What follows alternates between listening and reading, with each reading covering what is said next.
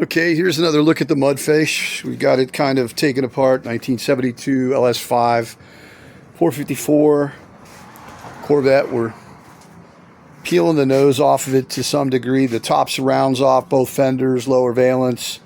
You can see they modified the inner fender panels, and the inner fender panels are going to need a replacement patch, which I've got a piece there that I'm going to graft in. This side here is broken, but I'm going to do the same. The piece that came off it's down here. Overall, it's a pretty solid car. Once I said, I said that earlier in the other video, but it's got all the big block characteristics, the big expansion tank. Birdcage is pretty solid. You can see it is going to need some cleaning up, but it's not bad at all.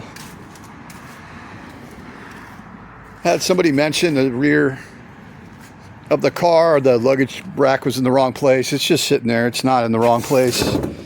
It's just sitting there. But overall, it's coming along.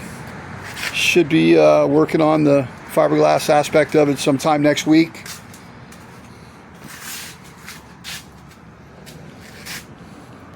Work in progress.